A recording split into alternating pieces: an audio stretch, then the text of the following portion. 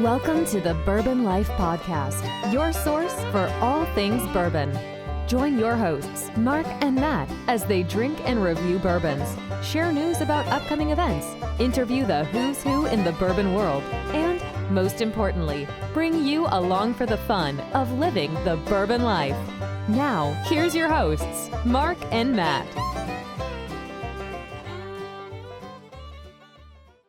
All right, everybody, welcome back for another episode of the Bourbon Life Podcast. I'm your host, Mark, and with me, as always, here live in the Bourbon Life Studios is my good friend, Matt. Matt, how you doing tonight? Hey, Mark, I'm doing great, man. How about yourself? You doing all right?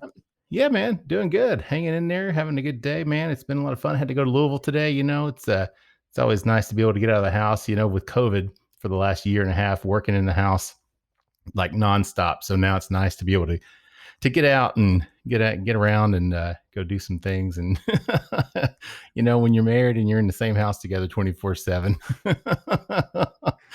you know what I mean, Matt? I mean, come on, right? I can't imagine. You seem like you're married to the perfect woman.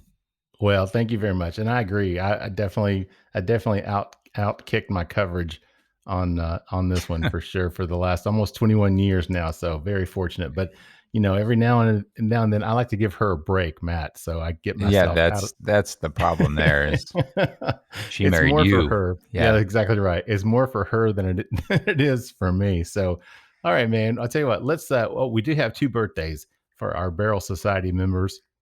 Last week, Rochelle Espandola, she had a birthday and I mistakenly forgot to mention that. And then this week we got Brandon Waddle, who has a birthday as well. So happy birthday to our Bourbon Barrel Society members. Thank you all for your support. We really appreciate it. And then also want to thank our sponsors, the Stave Restaurant out there in Millville, Kentucky, located between Castle and Key and Woodford Reserve, just making some great food out there. Go out and visit those guys. Check them out online as well if you get the opportunity. Saturday night, they have live music out there, but their new chef that started in February, Kyle Klatka, Kyle's just doing some great stuff out there. And they've also got great bourbon flights. So check them out. Stop by and visit them. Tell them that Bourbon Life sent you too. Not that they're going to do anything special for you. but you can tell them. That's right. You can tell them that we sent you anyway. And then also 3 Chord Bourbon. We appreciate their sponsorship as well. Those guys are doing some great stuff. Ari Sussman, their master blender, just a great guy. We had him as guest last year on the podcast, and we really appreciate their support and everything they're putting out. So check them out online as well at 3chordbourbon.com or on Instagram at 3Chord Bourbon. With that said, Matt, you want to tell everybody who we have with us tonight? I would love to. Joining us tonight for us, or whenever you're listening to it, is the distiller and owner of the New York Distilling Company, live from New York, Allen Katz. Allen, welcome to the Bourbon Life Podcast. Thank you, Matt. Thank you, Mark. It's great. I'm jealous, just daydreaming, sitting here in Brooklyn of the vast pleasures I've had around the state of Kentucky, and even the fantasy once upon a time of living there. But I got married in Goshen 11 years ago, just outside of Louisville. Yeah, and, I don't have any family there. We just thought it'd be a great place, and it was, to get married and bring friends together and family together and have a grand old party as my wife and I got married. Well, that's very cool. I did not know that. Congratulations on that. That's really cool. So what in the world, I mean, I don't want to get sidetracked too much, but what made you say Goshen is the place that we need to get married? Well, I have, perhaps like you, I don't get myself in too big a pot of hot water here, but I've been lucky enough to have been married for not quite 11 years, but it's about the last thing my wife let me organize solely on my own. and we were, you know, we've both been in New York City for a long time, and we thought, wow, if we get married anywhere around here, this is going to be hundreds of people that we'd be obligated to invite. Right? Yeah. I thought, well, you know, what if we got married in Louisville, you know, metropolitan Louisville area? I said, I've got great friends there, lots of friends at the distilleries, a few chefs that could help us out with food, and we'll find a great place to get married. And maybe, you know, in a polite way, a few people will beg off and say, thanks, appreciate you inviting me or inviting us. But congratulations we'll celebrate with you when you're back in town. And all of our industry friends, which are bartenders and bar owners and restaurateurs and chefs, they all RSVP'd the day of. And then everyone else said, we haven't been there before. That sounds exciting. So we ended up with this huge wedding anyway. And it was a great time. Bluegrass abound. And, Yeah. We had a ball. Well, that's very cool. Well, good, man. I'm glad to hear that Kentucky connection that you have there, Alan. We had really good fun. chess pie for our wedding cake. Oh yeah, there you go. Great. Yeah, no. Matt's worked in the restaurant industry before and worked at a bakery, man. So when you start talking about that kind of stuff, you're right up Matt's alley for sure. And speaking of right up, you stole the segue. I was just going to get us to there, Mark. Go ahead. No, I was just going to say. You beat me to it. Go on. All right. Matt is a rye guy. There's no other way to say that. So when we got this package in and opened it up and there's 3 bottles of rye, I knew that Matt would just be beside himself with anticipation. So Alan, what we like to do before we get too far into the questions and conversation is we like to talk about what we're drinking. So this first round, we've got something poured up. So if you want to tell our listeners, since it's your product, if you my pleasure. Care. I'll call this our flagship. It's called Ragtime Rye. And, as you said, we started the New York Distilling Company based in Brooklyn almost 10 years ago. This December will be 10 years. And stubbornly, but passionately and with great purpose, we said, man, if our name is going to be on these products, we damn well better have made them. And so this is all our juice. Nice. And the truth is, to give you a little bit of history, briefly at least, is that when we started out, I thought, well, we'll have a 2-year straight rye whiskey to get ourselves started, meaning we'll start distilling. And by that, I mean at the end of our first year. We opened in December. All of our primary grains, our rye and corn, are from upstate New York. That's about a 6-hour drive from New York City, to give you some geographic context, in the Finger Lake region. And that harvest period, like many other parts of the Eastern Seaboard, the rye comes in really this time of year in early to mid-July. The corn doesn't come in until September, and then the grains get cleaned and they get milled. Those are all things we don't do, frankly. And by the time they get to us, it's early fall and we start our distilling season. So it was really, as we were approaching our first anniversary, that we started distilling rye. So the oldest stock that we have now is 9 years old. But back in the day, as I said, we thought, well, we'll launch, 2 years from inception with a straight rye whiskey. I grew up on Rittenhouse and Old Overholt, and frankly, growing up for me originally in Baltimore, Maryland, in a lot of tradition steeped in Pikesville rye. Yeah, Matt's just like, all you had to do was say Maryland, and I knew where you were going. And so anyway, 2 years came around. We were tasting the barrels. We were very excited. And it wasn't that the whiskey, in my opinion, was bad.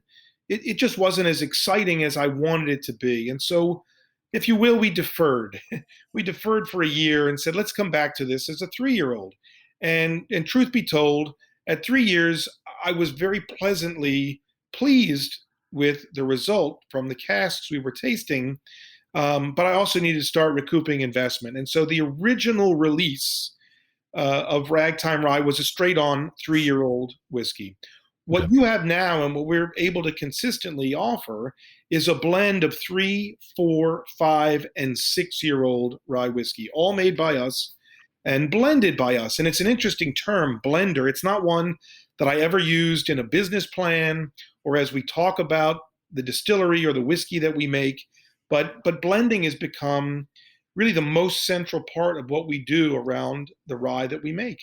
And I never thought of it at the time, but it's become the paramount signature activity for, I hope, the interesting whiskey that we're able to offer the consuming public and trade as well.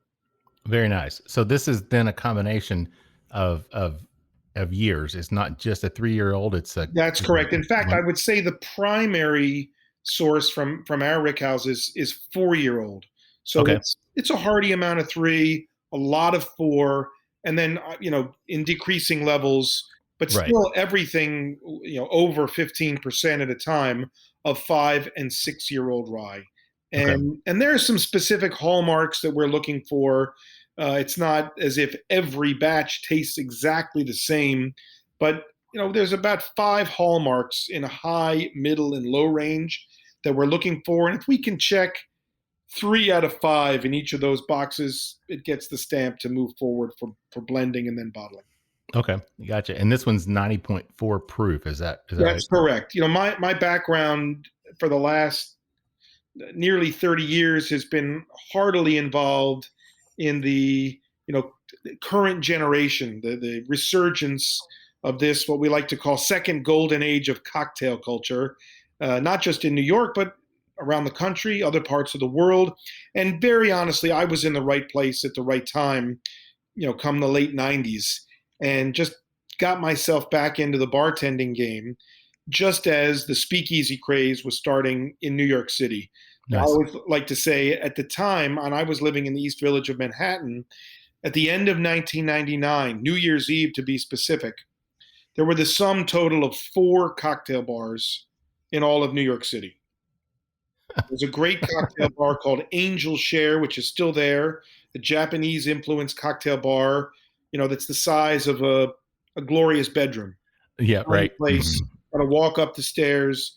There was a great bar in the West Village called Passerby, owned by Toby Cecchini.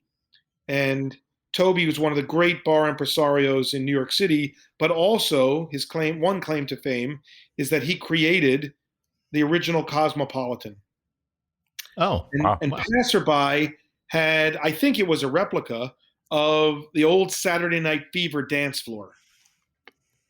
And very honestly, male, female, otherwise, if you couldn't pick somebody up at Passerby, you had to keep drinking, I suppose. It was a great bar. And it was the early advent of really this idea of mixology. And then New Year's Eve, a landmark bar opened called Milk and Honey down on Eldridge Street on the Lower East Side that was owned and operated by Sasha Petrosky, who sadly passed away a few years ago as a young man. But he is really the point person that started this renewed interest in classic cocktail culture of the current generation. And the last was Dale DeGroff, of great fame internationally, sort of the godfather of all American bartenders, let's say, who was at the helm of the Rainbow Room. And that was a little too rich for my blood. I went there once or twice. I lived in the East Village. And so I could walk to those other 3 once a week, twice a week, put down a few bucks in cash and have a great time and still find my way home. And I lived 1 flight up, so it wasn't that hard to get there. These are good memories, let me tell you. But sure, that was the influence. And as I got steeped in this renewed sense of American cocktail culture, there were really 2 spirits to focus on. If you go all the way back to 19th century cocktail writing or the ephemera of the time, and the brown spirit was rye and the white spirit was gin. And those are the spirits we focus on at New York Distilling Company. And I love bourbon. I drink a lot of bourbon. I love, tasting new bourbons as well, but there's a lot, I could rattle off the top 5.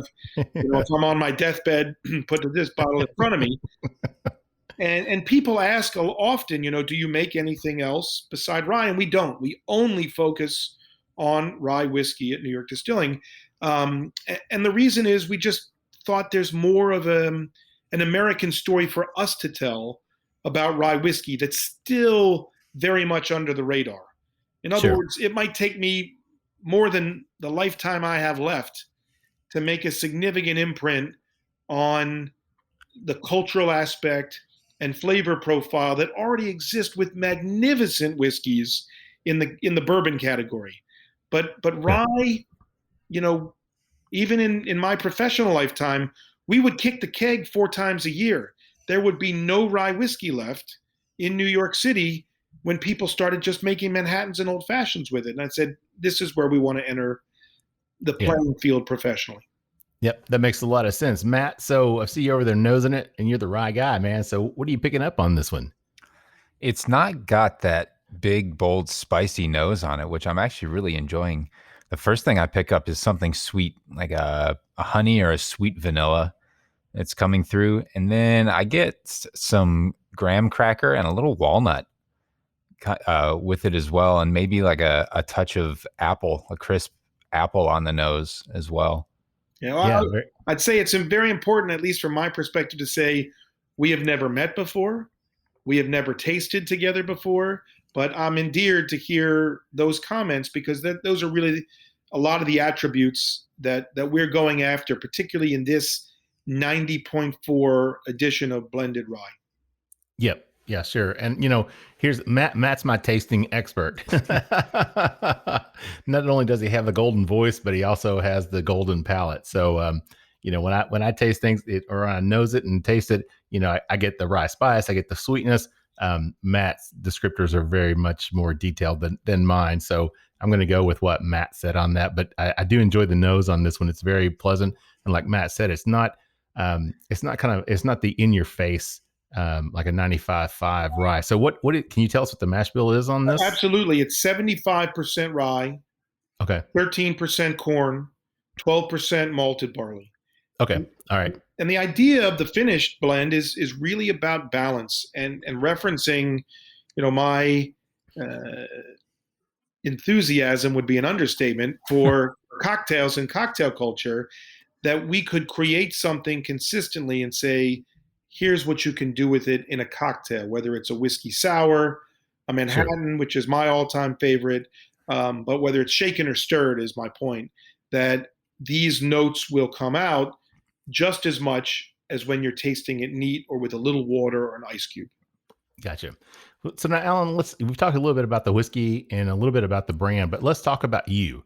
So tell everybody about you, because I did some research on you, and you've had a very, very interesting career in your past. So you spent some time in Italy. You've done some pretty cool stuff, man. So can you tell our listeners about who you are and how you really, the journey that you've taken to get to this point? I'll do my best. I mean, I appreciate it. I've been very lucky, I'd say is the biggest thing when I reflect on a professional life that I've been able to enjoy.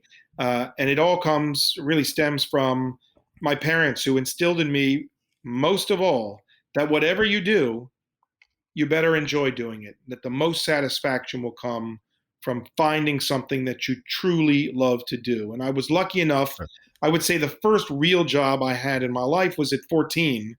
And someone was doing someone a favor and said, all right, you can, come work for us after school and on weekends. And it was at a desk, and I would fall asleep every day.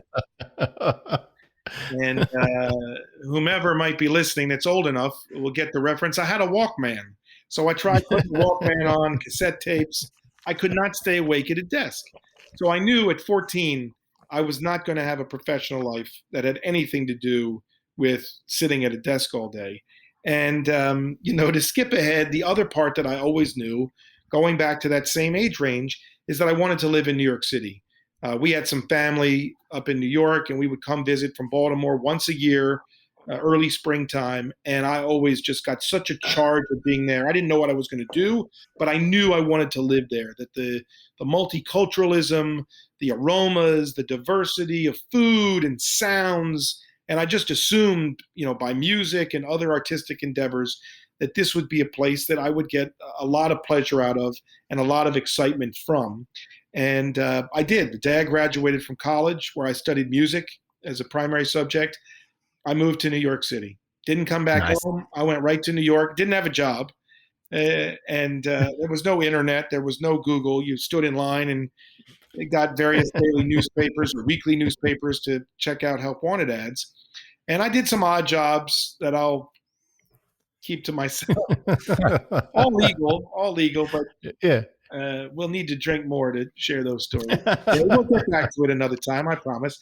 But the truth is, I got into hospitality, a fancy way of saying I was a waiter. I was a bartender, and I loved it. And it was just as exciting. And I was meeting people that had just come to New York, to those that had been there for 30 to 40 years.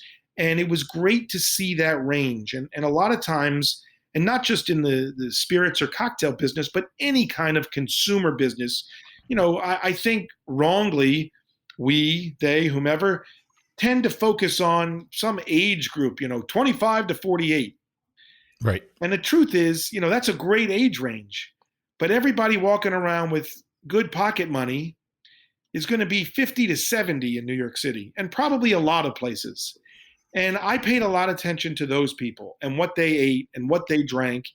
And it was very interesting because they had been influenced by what their parents drank and Right. what their grandparents drank. And slowly you could see a connection to a generation that perhaps had had an opportunity to, at the very least, hear about, but perhaps taste spirits and cocktails that had been born before Prohibition. And that really became my stock in trade. I lived in Italy for a couple of years. So I worked in restaurants for a while, and I got an opportunity to work and ultimately help run a cooking school in Northwest Tuscany. And it was paradise. What a fantasy. My God. Everyone deserves it. If you like food and you like cooking, boy, it was. And this was pre 9/11, pre Euro. The dollar was strong. There were no restrictions on what you had in your carry-on. I was muling back 2 cases of wine every time I came back. And I was bringing over beer from the Brooklyn Brewery as my carry-on luggage to say thank you to people every time I came back. It was fantastic, but it was my first experience where I really got a sense of point of origin for food. I lived on a farm, and I grew up, in a great, solid, middle-class family in Baltimore, as I said, and sometimes it was fresh vegetables, sometimes it was canned vegetables, but I really didn't want for anything or need for anything. But living in this experience that was so tied into food culture as part of an everyday aesthetic really bowled me over, that such detail was paid to it. And it's really, in a wonderful way now, 25 years later, it's ubiquitous in American culture, which is terrific.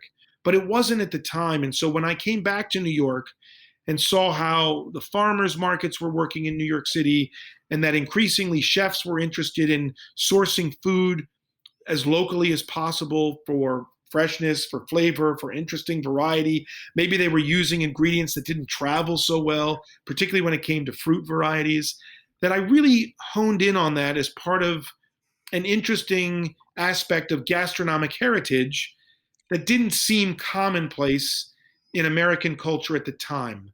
And ultimately, in my own, not to sound too nutty about it, but personal and philosophical way, I started thinking to myself, well, what if anything might be considered authentic American gastronomy? And that was at the time I really had the privilege to get to some places in our country that I had never been. I went to Louisville for the first time. I went to Nashville for the first time. I went to Atlanta, Georgia, and Portland, Oregon, and Portland, Maine, and Austin, Texas, and really vital places that have their own food heritage and micro food culture. And on these trips, I really resoundingly decided that there are only 2 authentic American gastronomic gifts that we offer to the rest of the world. And the first is obvious. It's barbecue of the American South. Done. Nice. Yeah. That's it. It's the most authentic. And if you, talk to people where I am, they say, oh, what is that, a backyard barbecue? You're grilling hamburgers and hot dogs? No, I'm not talking about that. I'm talking authentic barbecue that I know and your listeners know has its own micro-regionality on how it's cooked, the wood that's used, the sauces that accompany it, et cetera. Right. And that's the end-all be-all. That's the pinnacle of the pyramid. But the other, which is close behind, is cocktails. And while cocktails are not solely born of American heritage, I'm going to give us about 95%. There's English influence, there's Eastern and Indian influence, but the concept of mixing spirits sounds simple, but of adding ice is wholly American. And I went off the deep end at this point. I went off the deep end on cocktail culture. And that's really what ultimately led me to an interest in, well, where do these spirits come from? And I started consulting with some bigger brands. This is all more than 20 years ago. Before there were in my trade, the idea of brand ambassadors that didn't exist at the time. Mm-hmm. And I was invited to start going to distilleries. They said, "Oh, have you ever been to our distillery?" And I said, "Your distillery? I've never been to any distilleries." And as I said, those were my early trips down to Kentucky and Tennessee, and then to Mexico and France and the UK. And it was a seminal trip for me to Plymouth, England. And they make Plymouth gin there. Mm-hmm. And Nice. you take the train down from London through the countryside. It's about a 3+ hour train ride southeast of London, down on the water. And I got picked up. I was with a small group of people, and you wind your way around, and in what is the eureka moment is there's the distillery in the middle of a city.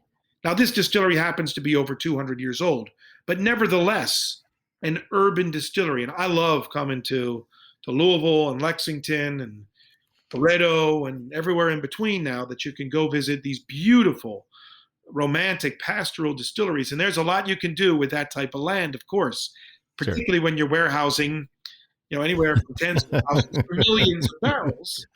Right. You need that, obviously. But as I said, and I'm wed from childhood to New York City, highs and lows as they are. And I thought, well, an urban distillery sounds like an exciting thing. And that trip was 5 days. And by the time I came back, I was doodling ideas about making gin and rye whiskey.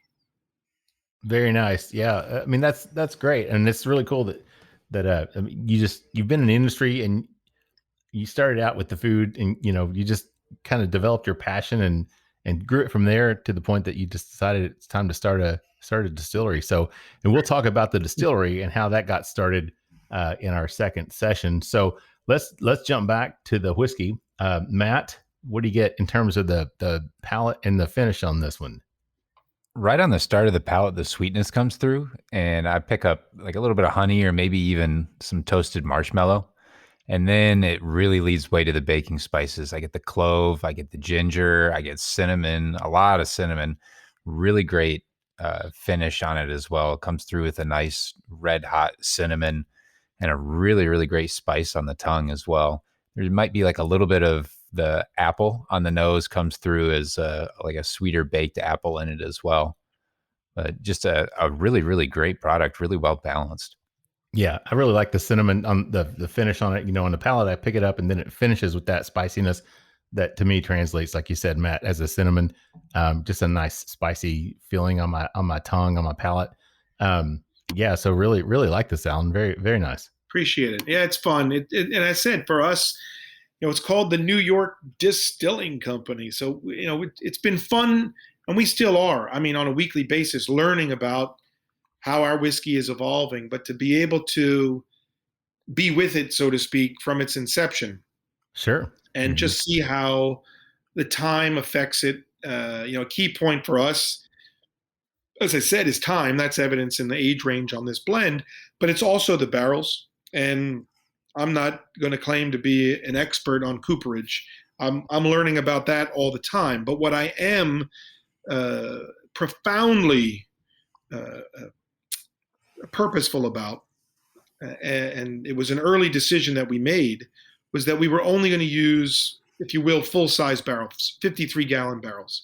And I know it's trendy to use different size barrels, but we were really adamant about using 53 gallons.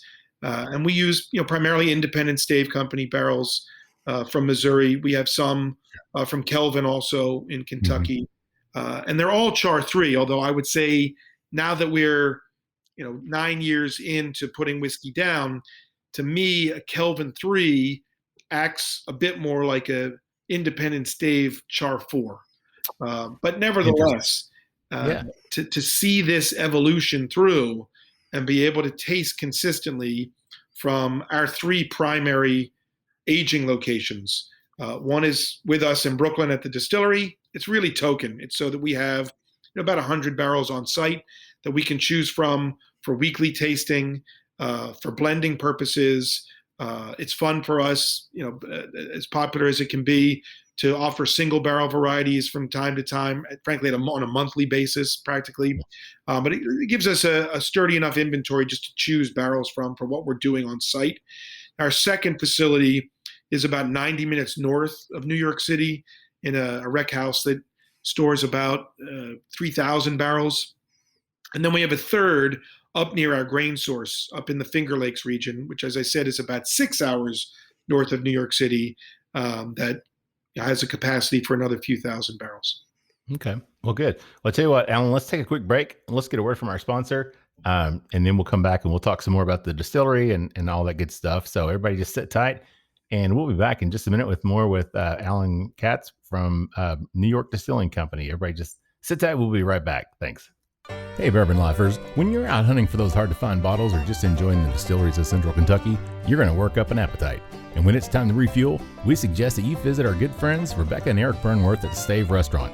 Located at 5711 McCracken Pike in Millville, Kentucky, close to Castle and Key and Woodford Reserve, the Stave Restaurant is just off the beaten path, nestled on the banks of Glens Creek. With a newly redesigned menu, Chef Kyle Klatka prepares amazing food each day featuring an elevated Kentucky-inspired cuisine. You can take our word for it. The food alone is worth the trip to the Stave. With a full-service bar, great bourbon flights, and signature cocktails, the Stave is the perfect place to catch up with friends after a fun-filled day of touring the local distilleries. And you can even purchase bottles of bourbon to take home with you while you're there. Make sure to follow the Stave on Instagram and Facebook at The Stave Kentucky, or visit them online at thestavekentucky.com to stay up to date on everything that's going on. The Stave Restaurant is a bourbon lover's paradise, right here in the heart of bourbon country. All right, everybody, welcome back to round 2, session 2, period 2, whatever you want to call it, of the Bourbon Life Podcast. I'm your host, Mark. With me, as always, live in the Bourbon Life studios tonight is Matt. Matt, how you doing, buddy? Hey, Mark, I'm doing great, man. Good to be back in the Bourbon Life studios. Always a pleasure, especially when we've got a great guest on, and we sure do tonight. We've got Allen Katz, the distiller and owner from New York Distilling Company. And we have got a show lined up that is right up my alley because we're doing 3 ryes tonight. So we just did round number 1, and let's get right into number 2 before we do the thing we always do. Allen, can you tell us a little bit more about the Ragtime Bottled in Bond Rye? My pleasure. Well, we're a small company, finding our way, but passionately making this whiskey day in, day out. And we knew we would have a blend, and early on we talked about ultimately having a bottle and bond. And of course, to have a bottle and bond spirit of any kind, you have to be the maker. You can't buy whiskey and say, here's my bottle and bond. It's part of the rule set.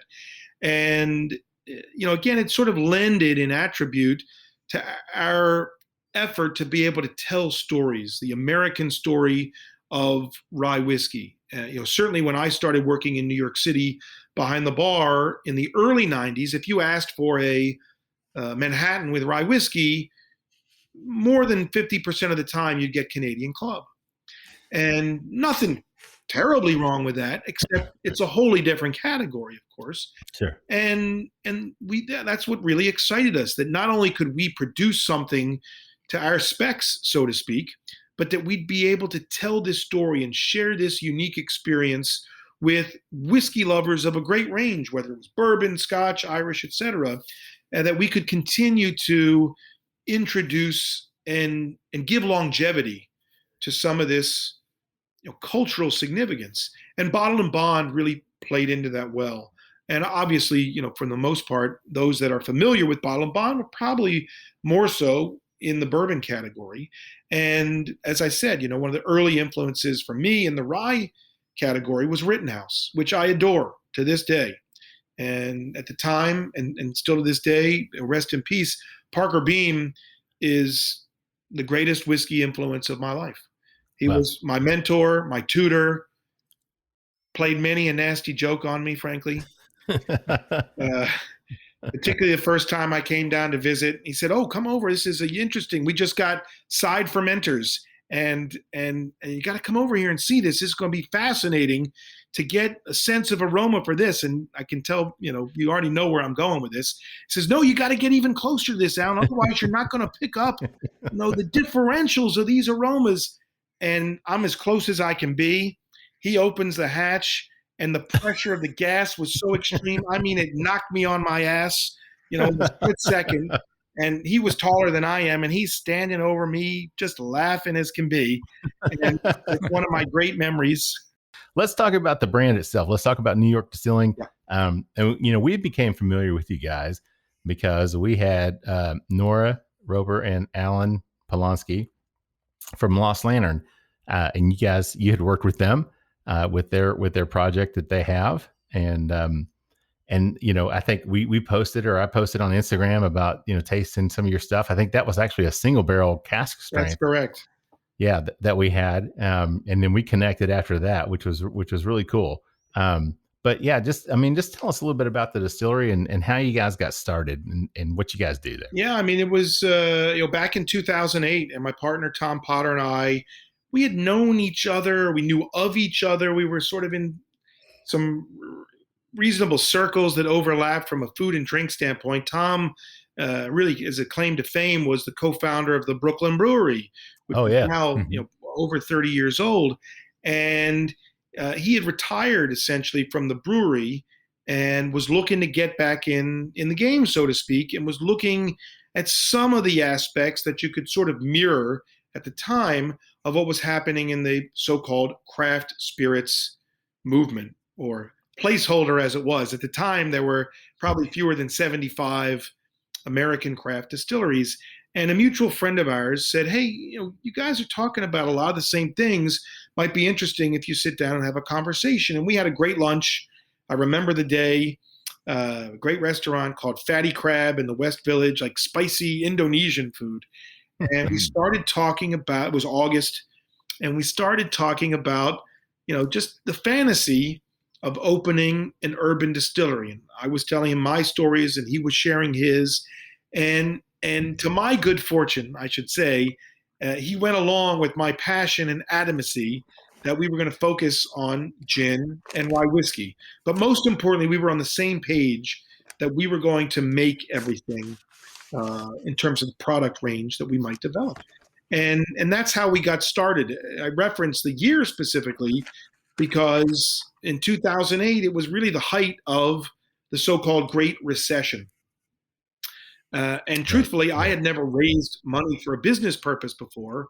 And we sort of set out, we had 3 different business plans. One, sort of drag our knuckles and just get it off the ground, all the way to our wildest dream, which was, hey, let's open a distillery in Brooklyn, but also, which was and is legally by law, by New York statute, that we would have a cocktail bar contiguous to the manufacturing space. So we have, technically, if you were standing outside of our facility, 2 businesses under the same roof. We have our manufacturing space, our distillery, but in a public entrance, a fully licensed cocktail bar. And it's unique in many ways to New York City. And I don't make light of this, but we don't really drive. And so the propensity to come out and have a few drinks and experience some part of the aspect of urban distilling was a great boon for us, particularly when we started, because that was our marketing budget. Come, have a cocktail with us, taste what we're making. But we have 250 spirits behind the bar. If you don't like gin or rye, it's fine. Have any type of cocktail you want. Have a beer, have a hard cider. But those early days were really influenced by, to be honest, the headiness of what was going on in the New York cocktail scene, and a lot of interaction with young men and young women who, at the time, what seemed to be quite remarkable, were choosing bartending as a career profession. Say, we're going to dig into this as if we were professors at a university. We're going to uncover things. We're going to discover things, train our palates, experiment with customers. And that was the most exciting time to say, we're going to do the same thing with gin and rye whiskey. And Tom and I were really on the same page. And Tom's son, Bill, who's our partner as well, very quickly came into the manufacturing apparatus and is now our primary distiller. And so the three of us really set about to say, okay, we know there are going to be some pitfalls here. And as long as the roller coaster keeps going forward, we'll hang on here and keep not just the dream alive, but this purposeful sensibility about sharing spirits that are different with a consuming public, but that are made ultimately to have a discerning point of view that are easily accessible to cocktails. So I'm just curious because we've talked with some people, actually Lisa Wicker up there with Widow Jane. I think they're in Brooklyn as well. Is that right? They're looking at it? Yeah. So, and it's kind of fun to talk to her about the challenges of distilling, having the urban distillery. So can you talk a little bit about that? What the challenges? I mean, what's the uniqueness of doing that? The obvious one, but I'll develop it. The obvious one is space. Yeah, sure. I'll give you a context without putting specific dollar figures to it, but my favorite context, I'll go back to my wedding and one of the rationales of getting married in Goshen. So for the briefest of moments, my wife and I said, well, let's see what would it cost to get married in New York. And we looked at renting a tent for an outdoor wedding. And that tent in New York City for one day cost $10,000. Oh my gosh. Just outside of Louisville, that same tent costs $150. No, $500. It cost $1,000. Yeah, there you go. So that gives you some sense of price sensitivity or absurdity.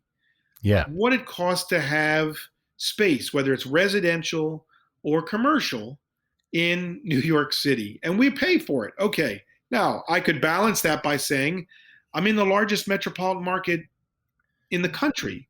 So here's all my customers, whether I'm throwing stones or bottles of whiskey, I can reach all these people. That's our job now. How do we reach all of these people that are literally in our backyard to say, right. Hey, you drink whiskey? You've got to at least taste this. Let us share an experience with you. So, but nevertheless, you got to have enough resources to be able to, one, open and then sustain it while you're trying to figure out ultimately what direction your business is going to go in. But those are the obvious ones. Then right. you get to distilling. And in an urban setting, there are new fire codes all the time. There are water codes all the time. And distilling, no matter where you are, is natural resource intensive. You need a lot of water and sure. you need something to heat your still. And for us, that's natural gas. So we use a lot of water and we use a lot of natural gas, and we want to be sustainable minded from an environmental standpoint. But I'm not going to tell a story and say, well, all the water we use goes back into a nature preserve. It doesn't. It goes back into the municipal water system of the city of New York. And so when it comes down to making whiskey, the biggest challenge is, what do you do with spent mash? And you can try and dry it. Seems every piece of equipment's another $50,000, and you need space for it. So you can't just put spent mash back into, the sewer system. The pH, right. The pH is way off. And while there's nothing unnatural about it and nothing that's technically going to hurt anything in the sewer system, the pH is really what the municipal water authority is looking at is so off the charts that they don't allow us to just say, all right, pull the hatch, spent mash, and whatever water effluent is left can go back into the system. It can't.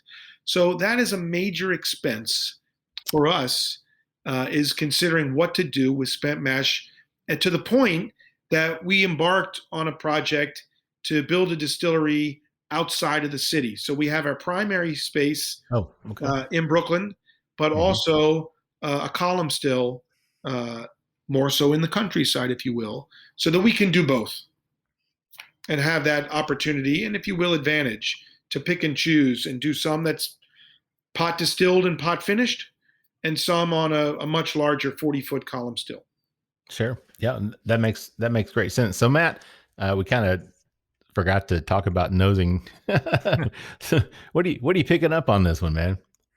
I pick up immediately like a nice smoky smell to it. I think the age from the 4 years in the bottled and bond and a little extra time coming through on the barrels comes through with an initial smoke, and then I get like a little bit of orange peel, and then a nice whiff of some mint comes through on the nose. It's got I definitely pick up some similarities to the first product that we had, just the straight rye whiskey, the Ragtime, but it's different. It's like cut from the same chaff here. Like I can taste and smell the similarities in the backbone, but it's a completely different product. Well, from our standpoint, and again, many thanks. From our standpoint, if I was just to put it in the plainest terms, two things. One, it's not meant to be Ragtime Rye 2.0. It's really, for us, a different expression of rye from New York. And it's interesting tasting these first two and hearing your comments that if there was something, and we don't have this written down anywhere, it's not on any press materials or pamphlets that we might circulate, but our simple objective is to create new American whiskeys that taste of more than just wood. And I'd be honest in saying that when we were preparing ourselves to create this bottled and bond expression, we weren't quite prepared for the challenge that it presented. It was far more difficult than we anticipated. And just the limitation that you have to work within to say, not just 4-year-old, but barrels from the same season of the same year, where we had the complete freedom to choose on our part 90.4 as the flagship proof, that it had to be, when we knew this, of course, but we just didn't know how challenging it would be to say, okay, we're only tasting at 100 proof.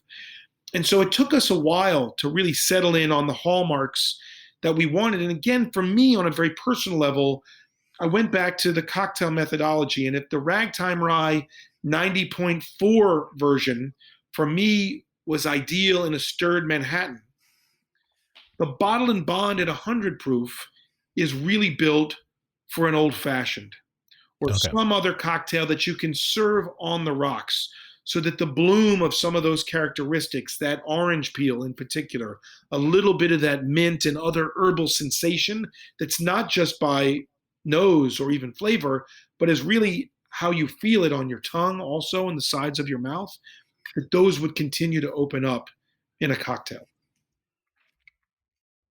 Yep, that makes a lot of sense. So when you talked a little bit about your grains and things earlier. So can we talk a little bit about where you guys get your grains? I mean, everything's New York based. Is that correct, or pretty much? Yeah, the rye and the corn, our primary spirits, are all from New York. The truth is, it's fun to tell in part the story of rye whiskey, because by and large, and I'm sure you know this, rye historically, in the last 100 years has basically been a cover crop. There's not been a lot of rye whiskey up until recently. When I first started coming down to Kentucky and would talk to the friends that made Rittenhouse and Wild Turkey Rye and Old Overholt Rye, and they got a kick out of my interest, very honestly. And you'd say, well, how many days a year do you make rye whiskey? Yeah. And it was 2 to 4 days a year. Oh, yeah. Oh, that's less. I was going to guess 12. Yeah, and that was at the time. And it's look, again, it's two different things. They're cousins, if you will, but they have an advantage by size, and the opportunity was obvious to me that we could create something by flavor profile to help bring along this renewed but still nascent category of rye whiskey. And so we started working with farmers even before we were incorporated to start growing grains for us. And obviously the rye is essential at 75% of the mash bill. And we still, to this day, work with one family farm. It's Peterson Family Farms in Seneca Falls, New York. And Rick Peterson is our primary farmer, and he's been magnificent, not just in growing for us, but really in a consultative manner that we were able to create with him a specific hybrid looking for an opportunity to maximize the sugars in rye grain. And so, when you give your comments, which are in some ways common of what we often get is, I don't get that intense spice. Mm-hmm. Right. The rye we're growing is really to focus on the innate sugars in the grain itself. And so it's not a punch you in the nose spice bomb. The spice is there. The wood is there. There's some oak, there's some cedar and other spice elements, but it doesn't hit you in an all-consuming manner. And so that's been an exciting part of the opportunity to have a relationship with the person that's actually growing your grains. And he's grown with us and just keeps, putting aside more land. And we say, hey, Rick, at least you don't have to plow under this rye. We're going to buy everything you plant. And so it's obviously I hope mutual admiration, but certainly a mutual benefit. Yeah, that's great. It's funny you said it, because I think we had, it was Fred No, was it Matt, or was it Eddie Russell? One of the two we had on the show. We were talking about rye production, and they're like, yeah, years ago it was just like maybe one day a month that we did that, and now it's like 1 week a month that we're committed to doing that. So it is nice. Eddie's son is a big fan of rye whiskey, so right. He's already involved intimately, but that's exciting for us to see too. That rye, if you will, is sort of getting closer to a mainstream awareness. Sure. Of course, when you're talking Kentucky rye, generally you're talking those barely legals, the 51% rye, so a little bit different. And we're not 95.5. You guys, speaking of that though, the mash bill on this one, is this the same mash bill? We use the same mash bill. That is correct. Okay.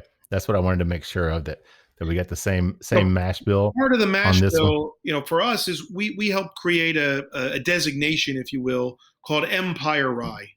And that's a few years in the making, but with a lot of colleagues in New York settled on 75% as the minimum in the mash bill, inclusion of rye grain.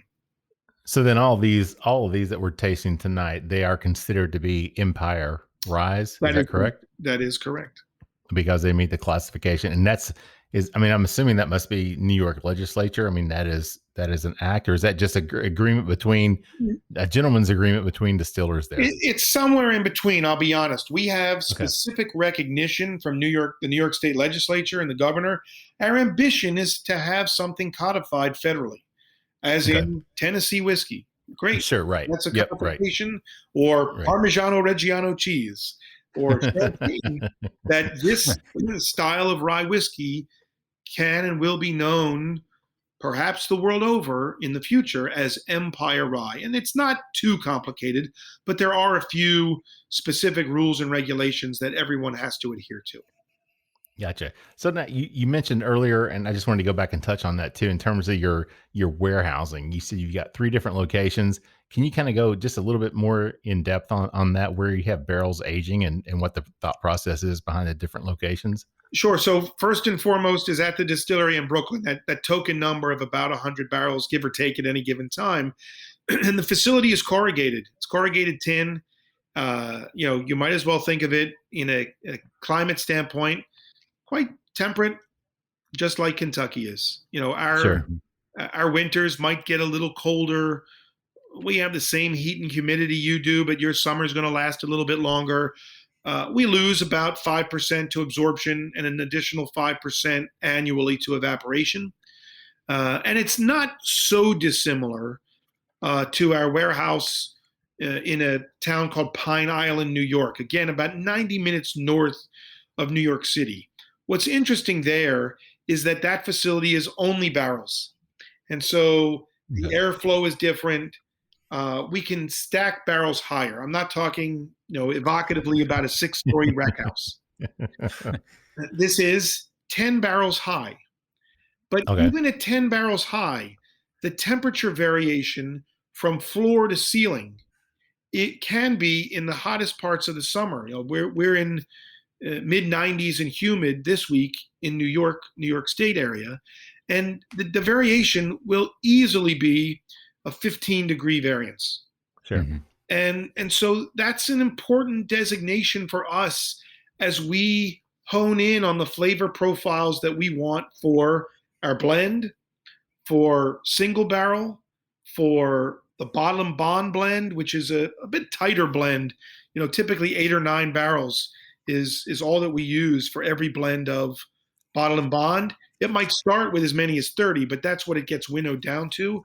But we can start cherry picking from different places and say, let's see if those characteristics are similar from when we last pulled from the same location. So on your Bottled and Bond, real quick, just to ask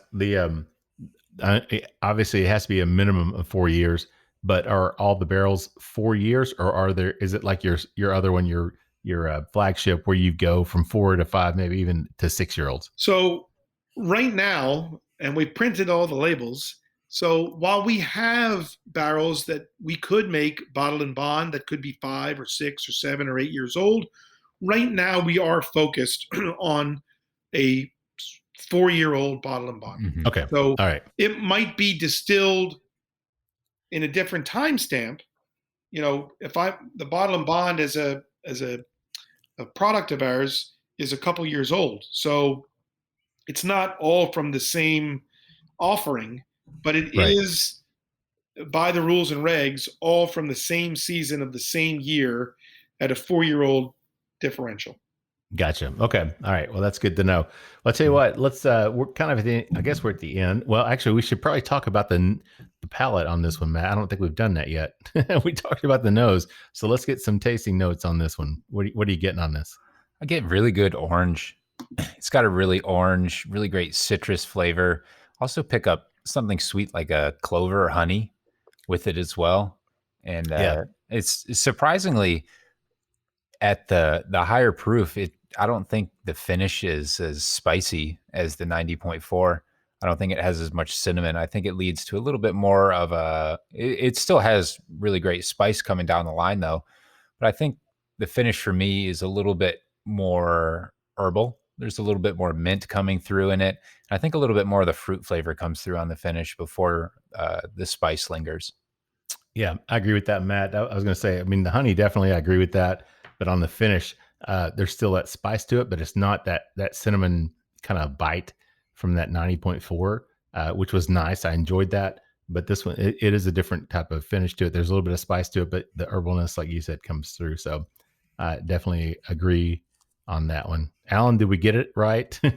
I think so. I mean, it's fascinating to me. I love hearing comments, particularly, with people who are experts like you, but that I've never met before or had this opportunity to taste with you. And the concept of the honey is something particularly unique, I think, to our rye, both on the nose and on the palate. And there is a consistency in that factor, which I love. Yeah. Yeah, definitely good. 2 thumbs up for me on this one, Matt. I think you probably agree. Absolutely.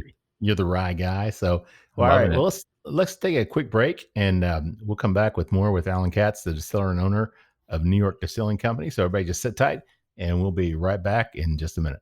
Hey, Bourbon Lifers. We want to take just a second and tell you a little bit about 3 Chord Whiskey. 3 Chord's line of whiskeys embody the spirit of creativity. The whiskey is a true collaboration between producer and composer Neil Giraldo and master blender distiller Ari Sussman.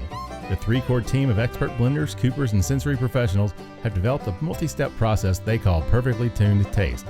This process begins by carefully selecting the finest bourbon and rye whiskeys from Kentucky, Tennessee, and Indiana, and then blending them all together.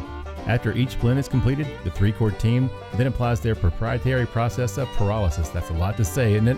Which involves heating American oak to precise temperatures to release specific flavor and aroma compounds.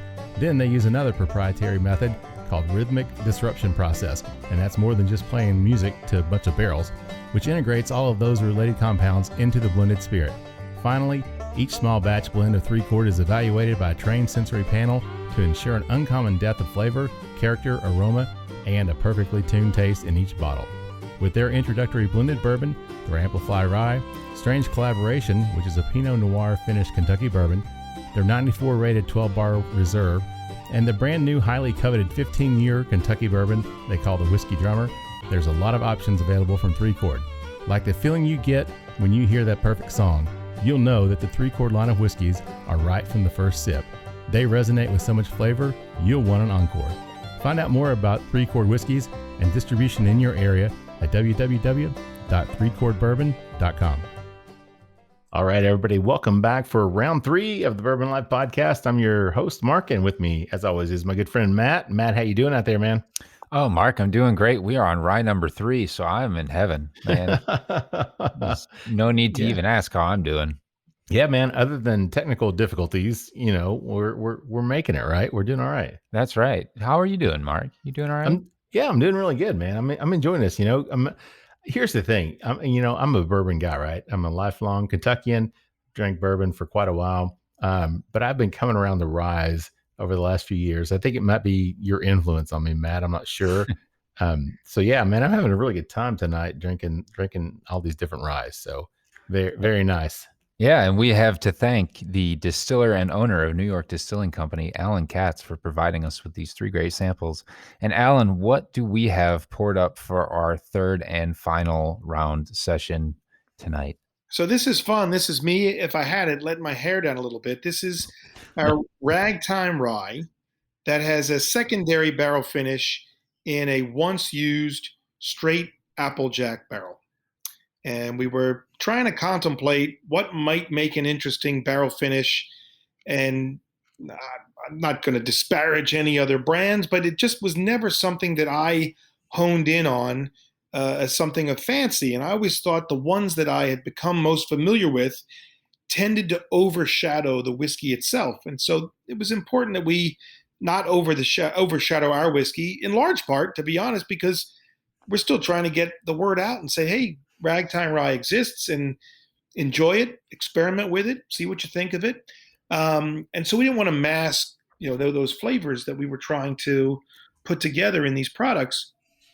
And ultimately, in many ways, just for fun, we thought, well, Applejack would be interesting, in large part because it has a parallel stamp from an historical standpoint, by a generational standpoint. And that if you go back to colonial America, really pre-colonial America, if there were some standard spirits, it was certainly Applejack and then rye whiskey.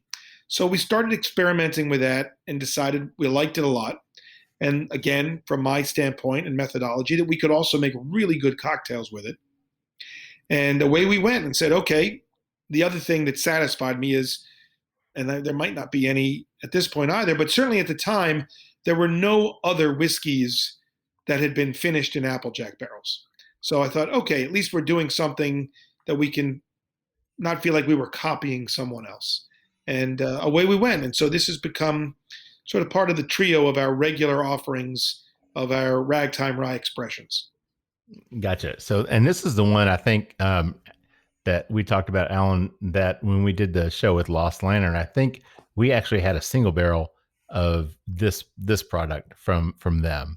So this one's a little bit low. This one's 100 proof. Is that right? Yeah, that's our standard proof for Applejack. Mm-hmm. Yeah. So, Alan, just so our listeners know, can you tell us a little bit about what Applejack actually is? Yeah, my pleasure. Applejack has got a tremendous history in its own right, and in many ways parallels the interest in rye whiskey in the resurgence of cocktail culture over the last 20 years, where you couldn't really find it. And all of a sudden, there was this demand for it because in the 19th century, and certainly earlier, it was one of the most popular spirits, and certainly a trademark of American spirits that in its origins goes back to pre-colonial times. In fact, the most well-known name in Applejack today is Layard's, and the Layard family has been producing Applejack in Scobeyville, New Jersey for 9+ generations. Wow. They actually served George Washington Applejack.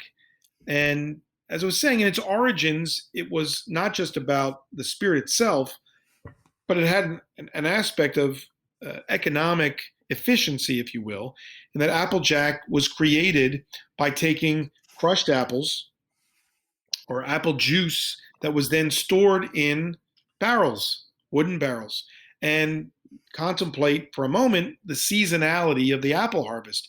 And it wasn't too long after that period, early to mid autumnal season, that you'd start getting overnight temperatures below freezing. And the water in that barrel from the juice would rise to the top and freeze. And the next day you could scrape off the water. And then more water would freeze the next day. And you would continue that process until there's virtually no water left. And what you're left with in the barrel is fermentable juice. And what we've come down to today is essentially the distillation and aging of fermented apple juice. But it's a delicious product, not just from a cocktail standpoint, but of great American origin and heritage that, thank goodness, has equally so seen its resurgence. And, for us, we just loved the unique parallels in the history of American rye whiskey. And we thought, well, if there was ever something to play with as a secondary barrel finish, let's start there. And it worked. We thought it would. But importantly, from our aspect, and as I said, we didn't want it to overwhelm in any manner the attributes that we've come to recognize as standard ragtime rye aromas and flavors. And so the aging, while there isn't a specific timestamp, is done delicately so that we can taste over and over and over again, so that apple accent or apple influence is just a kiss, a gentle touch, if you will, to give accent to the hallmarks of ragtime rye. And they play very well together. And ultimately, we decided to bottle it at 100 proof because you can enjoy it on its own, but it's also great in standard whiskey cocktails, but also what we would like to call split-based cocktails, where I might use equal parts of ragtime rye Applejack barrel finish with an equal part of cognac or equal part of aged rum, and then use that as a formal base for a wholly different cocktail. That's fun to do. Very nice. Yeah. So Matt, what are you picking up on this one, man? The nose on this, and I wanted so much for it to just be a huge, big whiff of crisp apple to bring up like all the aromas that I think of during autumn with apples and baking apples and the spice. But Allen, you did a great job of sticking true to the ragtime rye. I do get the apple. I get like a nice baked apple on the nose, but then it lends through that honey. I'm picking up a little bit more ginger on this one, but then also some of the cinnamon and those baking spices are coming through with it as well. But it's definitely a rye. It's not an apple bomb in the face. It's not a finished. It is finished, but it doesn't drink like it's been left way too long. It's just got a nice rounding out, I think, from that apple brandy on the nose. Yeah, that's a good way to say that, Matt, because it's not, when you think about, oh, I'm going to have something that's finished in Applejack, you think instantly, oh, I'm going to just pick up this huge flavor of apple. And it's very subtle. You don't get that smack in your face of apple sweetness. It's a really nice combination. And like you said, Allen, that rye really continues to shine through. So you did a really good job on that for sure.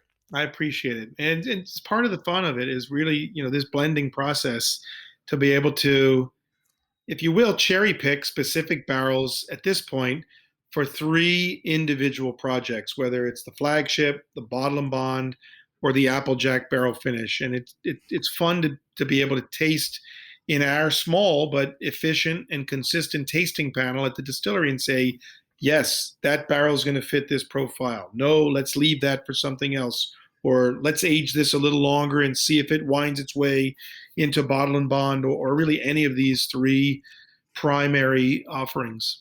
Well, it's funny you say that because that was one of the questions I had, and I wanted to know in terms of your blending process, is it a specific profile that you guys are blending toward, Allen, or is it more of, we kind of know where we want to go, but we're going to let the barrels that we pick kind of choose the path that we take? It's sort of somewhere in between, a little bit more the former than the latter. We know where we want to go, but I'll be honest and say we're still learning about our barrels and the different points at different aspects of the warehouses that we have. So we know enough to say, hey, we tasted that barrel. Let's put a stamp on it and say, hold that for bottle and bond or a Sure. further blend, etc. It doesn't always end up that way, though. It's just part of the experience of the process of blending for us. And I don't know, time will tell. Right now, most of our blends are, aside from bottle and bond, which is 8 or 9 barrels, the others are no more than 12 to 15 barrels. Maybe that increases in the future. Maybe it doesn't. But it's really about continuing to learn about the whiskey stock that we have. Gotcha. Matt, I see you over there. You're like working 2 different Glencairns over there, man. So what's going on? Yeah, I saved a little bit of the bottled and bond because I wanted to compare it, Gotcha. this being 100 proof as well. So I was just going back to that. So a question I have, Alan, about going back to your blending. You said that you have 2 operations, one coming off of a pot still and one coming off of a column still. Has that created a whole other element in the blending process, or do you keep those separate and you keep the pot still product with pot still and the column still with the column still? For the most part, we absolutely do. We segregate the two. In fact, the pot still tends to be something at this point that we focus on for single barrels. Not universally, but that's become its focus. Mm-hmm. Nice. So, I'm just looking at the bottles here, and unfortunately our listeners can't see the bottles, but these are very unique. I really love the design, the labeling, the glass itself, the way the New York Distilling Company is etched into that. Can you talk a little bit about that? How'd that come about? Yeah, it was a great process and something that prior I had not had a lot of experience in. We started when we launched the business in 2011 with a stock bottle, a simple bottle. We loved the label design, and we had put a lot of effort into that. It became apparent very quickly, very honestly, that we had to up our game. My background being in what we call the on-premise bars and restaurants got us into a lot of the places that we were able to feature our products, both at the time, just gin, actually. We didn't even launch the rye whiskey until several years later. So we launched with just gin. And as we started to think about and approach the idea of being more widely available in retail outlets, that we needed to find a way to stand out a little bit more on a shelf. And so it took us about 18 months from concept to finished product to work with professional designers who had done this before and go through the artistic rigor of designing labels that we liked and getting glass made for us, exclusively for us. Nice. And it was very exciting. Again, you wish it didn't have to take a year and a half when you're in the midst of it, but it does, because you're working with prototypes and casts and molds. And, we wanted it most of all for any type of person, tall, short, whatever size, male, female, that you don't even have to look at it if the bottle's in the well of a bar. Right. By that neck. Right. You grip it. Yep. The whole hand with 2 fingers, 3 fingers, and your pinky around the bottom. That neck is a New York Distilling Company bottle, but that it would also stand out, as I said, in any consumer opportunity, whether by photography online or virtually or more traditionally on a store shelf.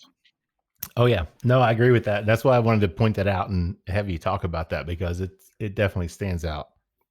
No question about it. The glass and the labels definitely are very, very nice. So Alan, do you guys have any type of like a single barrel program right now with people they can pick barrels, or yeah, is that you something? absolutely can. You can reach out to us at nydistilling.com. It'll go right to me, and I'll respond that day. But it's a lot of fun for us to do, and a lot of people are interested in it. We typically bottle at cask strength. Our standard cask strength is 112, but it's fun to be able to taste samples with people who love whiskey and get their feedback most of all. Yeah, well, that's good to know. Just in case any of our listeners are interested in that, we want to let them know that they can they can do that. So now your distillery, obviously you guys you're in Brooklyn, you're in New York, you're at the epicenter of the COVID-19 epidemic. Or pandemic, everything shut down there. How has that been? And how are you guys doing now? Yeah. Hopefully you're emerging from that. So can you talk about that just a little bit? There's no sugarcoating it. It's been a calamity. Yeah. To keep the language clean, it's been a calamity. You don't have to keep the language clean on our podcast, Alan. Well, So just tell us what you feel. It's fortunately, we're coming out of it, and Yeah. and it's not anywhere near normal, particularly in New York City, particularly in Manhattan. For those that have been and are familiar with it, whether you've lived there, been a tourist there, it is not the same place right now, particularly from the standpoint of hospitality and our bread and butter of where we do business. And time will tell. I think people will want that energy to return. I think the evidence for me, I think and hope in an exciting way, is that New York City will very likely be reborn on the backs and in the brains of a much younger generation. And people in their 20s and 30s are going to be the next, beyond key, but monumental influence on the direction that the city takes from a cultural standpoint. And that's exciting because it means that in some ways, while not totally, that there's a blank slate. From just the intimacy of the hospitality industry. I said, I've been in New York for 29 years. Right. All of a sudden, you look to your left and you look to your right, and I'm not going to equate it to anything approximating war, but you look around and see who's still there, whether it's by business, whether it's by people, individuals, human beings you actually worked with in related businesses. And in many cases, they're not. They've moved to other cities.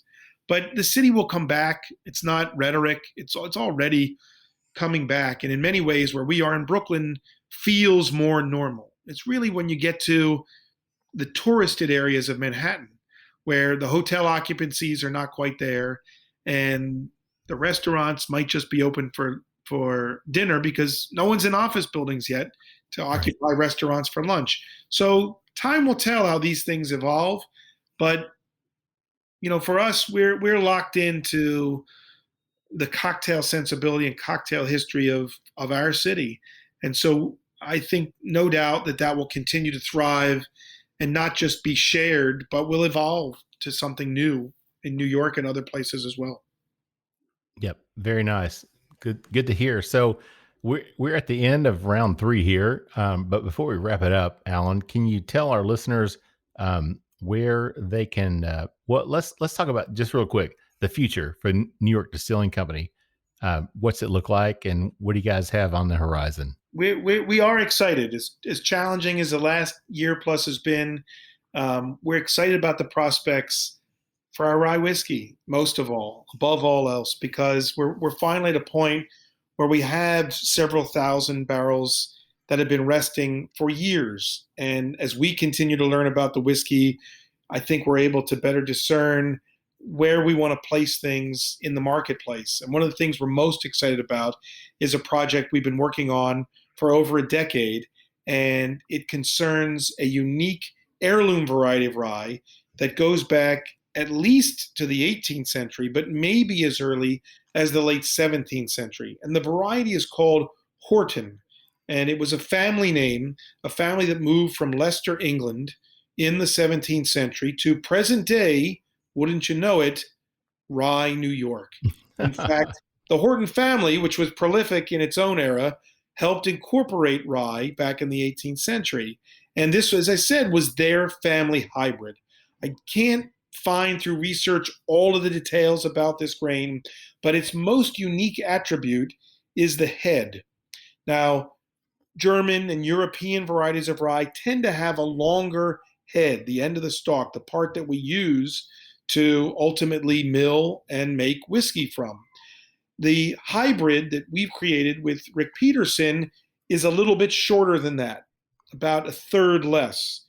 And then this unique pre-colonial era rye is nearly minuscule, an inch and a half at length. And it leads me to believe, based solely on its size, that it wouldn't have been efficient in any way to use it, say, for something like animal feed, that it surely must have been used either for distilling or baking or both. And so when we started this project, we were gifted, literally, the sum total of 10 seeds from a seed bank through relationships with Cornell University's agricultural school. Now, we don't own Horton Rye. We just sort of had the goofy foresight and thought process that we would take these 10 seeds and embark on the process, one, of proliferating them to be enough of a quantity that we could actually harvest enough grain to then mash, ferment, and distill whiskey. So that took several years. And we're very excited that sometime before this year is out, that we'll release 1,000 bottles to introduce what we're calling codename E, or Empire Rye, or Experimental Rye, or Exquisite Rye. Pick any E word that you like. But we'll sort of do a release to tease a little bit and say, let's share this, get it off the blocks, and see what the feedback is. And I would say, perhaps most of all, for Matt, you and I, as the rye freaks of the trio tonight, that the discernible qualities are unlike any I have tasted in the range of rye whiskeys I've experienced in my lifetime.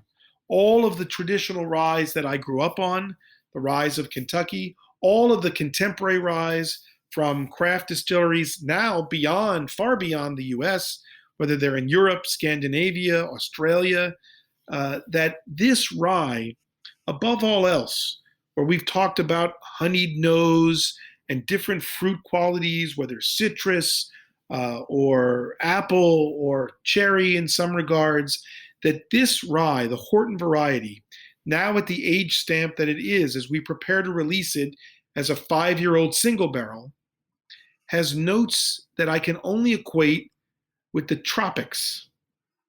In other words, candied pineapple, burnt mango, and other subtle flavors that lend itself to these undertones that have a different fruit context altogether.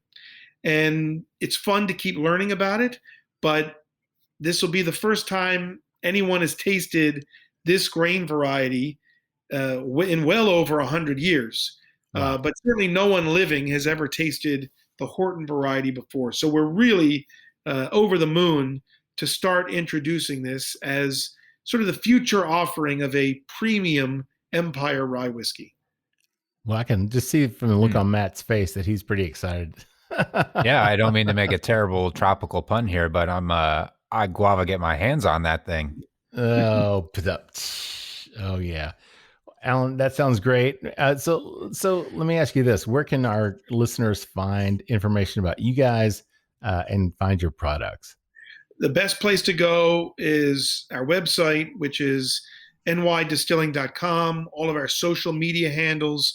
If you want to hear in particular about the release of single barrels or codename E for Empire Rye coming up later this fall, is at NY Distilling on Instagram and Facebook and things like that. And that's where we share all of our information as well.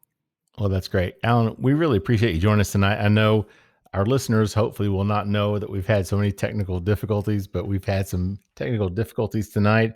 And we appreciate your patience to get through this, and we've really enjoyed it. So before we wrap it up, though, anything else you want to add? I just want to say thanks. You know, it's just fun to, it's not talking shop. It's just talking life and fun Sure. about whiskey. And it's a pleasure to have the opportunity to just interact with both of you. So cheers. Well, thank you very much, Alan. We appreciate that. Matt, before we wrap it up, anything you want to add? Alan, the pleasure really has been all ours. Thank you for talking, not just like we were saying here about great rye whiskey and what you're producing at New York Distilling, but also letting us in on some of your past and all the cool things that you've done there and the experience that you've brought to the process and where you're going in the future. I know that everything's looking really bright, and I've had a really great time getting to try 3 great rye whiskeys tonight and hearing about your story and how you all are trying to bring it back. And Empire Rye, it's gonna catch on. I know it. I'm looking forward to it. Yeah, definitely. And Alan, I appreciate it, man. I've did my research and read some articles and listened to podcasts, and I really think that we could have a podcast. We could probably have 2 or 3 different podcasts with you. There's no doubt about it. With your experience, you're in the slow food world and also in the cocktail world, everything you're involved with, and I think we could just fill hours of content. So I'm hoping we can revisit again at some point and not have so many technical difficulties like we did tonight. But we really appreciate you joining us, and definitely have enjoyed the 3 different expressions that you sent to us. So we appreciate that very much. So I want to thank our sponsors before we wrap it up. Again, the Stave Restaurant out there on McCracken Pike in Millville, Kentucky, between Castle and Key and Woodford Reserve. Check those guys out online, thestavekentucky.com, and also on Instagram.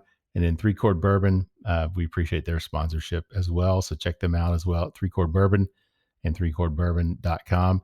And with that said, I'm going to wrap it up, send us home with our tagline, which is, may your glasses always be full, and may you keep on living the bourbon life.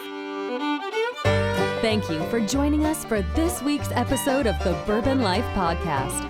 Our mission at the Bourbon Life is simple: to share our passion for all things bourbon with you every week. And we'd really love to hear your thoughts on how we're doing. You can find us on Instagram and Facebook at The Bourbon Life.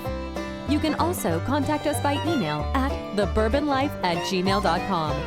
And you can always find us on your favorite podcast platform. If you have a moment, we'd love it if you would rate us and give us a review. So until next week, we hope your glass is always full and that you keep on living the bourbon life.